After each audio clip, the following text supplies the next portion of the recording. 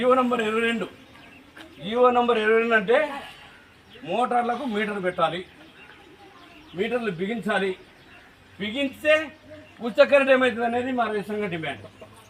అయితే ఉచిత కరెంటు ఎత్తేస్తారా? లేదు, ఉచిత కరెంటే ఇస్తాం, మీ మోటార్లకు మీటర్ బిగిస్తాం, బిల్లు మీకు వస్తుంది. ఈ తిరగాసొద్దు. ఇంతకుముందు గతంలో రాజశేఖర్ వచ్చినప్పుడు 8 గంటల ఉచిత కరెంటు ఎటువంటి రూపాయి లేకుండా, ఎటువంటి మోటార్లకు మీటర్ లేకుండా రైతులకు న్యాయం చేసినామంటే అదే పద్ధతిలో జగన్ ప్రభుత్వాన్ని కోరాం. ఆయన ప్రభుత్వం పోయింది. ఎన్నికల సందర్భంలో చంద్రబాబు నాయుడు మాట్లాడేటప్పుడు నారా లోకేష్ గారు చెప్పారు, మా ప్రభుత్వం వస్తే 22 జీవోను రద్దు చేస్తాం,